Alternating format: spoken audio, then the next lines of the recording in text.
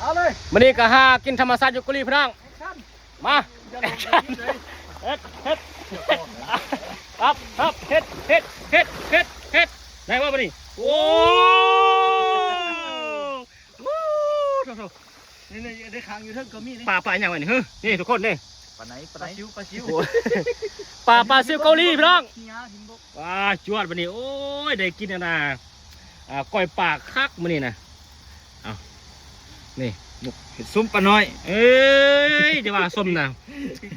มันจักจอกนี่มันจักจอกไอ้โอ้ลายจอกเด้อลายจอกเติบเนาะจอกอยู่หรอกนี่หากินธรรมศาสตร์ยกกุลีเด้อสามไอ้น้องกินข้าวใบเกลือพายยังเรือต้นซอยยกจอกเด้อนี่ยังโอ้ยเห็นป่ะเอาเติมเอาใจได้ป่ะนี่ใจได้ใจนี่ป่ะโอเคเอาเตะลงเนาะป่ะนี่เนาะเอาเตรียมเบิ้งเด้อทุกคนเด้อหนึ่งเอาเลยมา1 2 3แอคชั่นเฮ็ด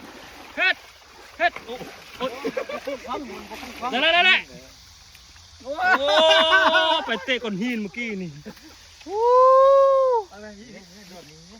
เอาโดนแม่เอาแอคชั่นเลยบ่นี่เดี๋ยวปลาโคตรลายพี่น้องปลาซิวเกาหลีพี่น้องปลาย่างก็มีพี่น้องจะไปเฮ็ดก้อยมื้อนี้เนาะสามไอ้น้องยังน้อยก็นอกผู้ละข้างนึงสิวะเอาเลยวะนี่โอ้เนาะเดี๋ยว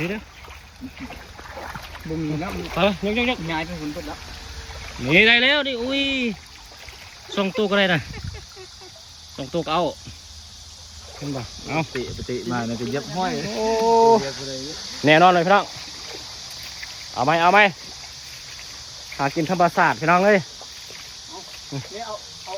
โอ้ดิลงมาแล้วกันต้นนี่วะไปเฮ็ดเตะก้อนหินหน้าก้อมัน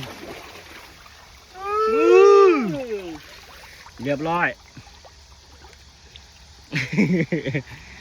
เอาโอ้ไปเห็นกุ้งเนาะบ่อีกตัวนึงโอ้ยซ้ำมันก่อนโอ้เห็ดก่อยพี่น้องแซ่บๆไปเลยเนาะจวดพี่น้องเอ้ย